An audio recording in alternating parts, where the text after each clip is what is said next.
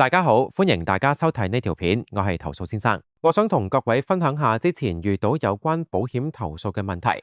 無論你係保險從業員，或者作為一個保單持有人，甚至你第時有可能買保險，相信你都會對呢條片嘅內容有興趣。我遇過一個保險投訴個案，關於跨境銷售。曾經有個國內客人買咗張香港保險單，後尾先發現所有涉及跨境銷售嘅香港保單原來係可以無效，可能因為跨境銷售已經構成一個法律問題。最後就因為證實到個客人當時因為通過國內介紹人喺內地介紹保險產品而買咗嗰張保單，所以保險公司就決定取消份保單，然後原數退返客人之前交過嘅所有保費。總括嚟講，呢種情況都經常發生嘅保險業界，因為國內市場對保險需求非常龐大。正所謂重賞之下必有勇夫，只要轉介費有一定吸引力，轉介人一定會各出奇謀，甚至轉介人再將收到嘅轉介費分一部分俾翻個客人當做回佣。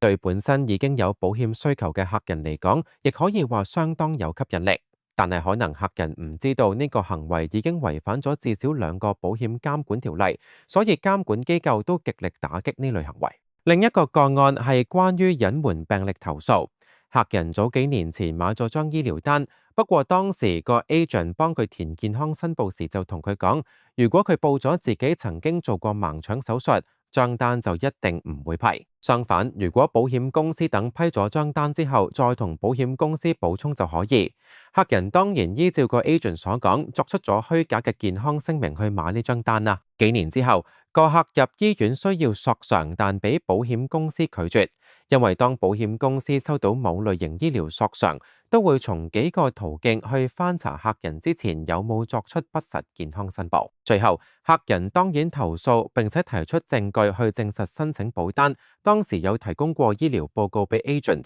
只係 agent 建議佢唔好申報呢個醫療記錄。最後，即使呢個投訴有效，但保險公司亦都需要取消張保單以及退翻所有保費俾客人啦。因為呢張單涉及欺詐成分，呢個客人亦始終都得唔到任何賠償。而呢個個案最大損失當然係呢個客人啦，因為事隔咁耐，個 agent 可能已經轉咗公司，甚至轉咗行，追究亦都冇用。至於偽造文書冒認客人簽名，相信亦都係業界常見嘅情況，因為要促成一份保險合約，通常客人都需要簽名去好多唔同嘅文件，去確保客人明白所有申請表上面嘅條款，同埋聲明自己之前提供嘅資料正確。萬一之後有任何爭議，保險公司可以引用當時客人簽名確認嘅聲明去保障保險公司嘅利益。不過好多時候可能係 agent 一時大意遺漏咗申請表格1-2頁嘅位置叫客人簽名，同時可能亦因為各種原因，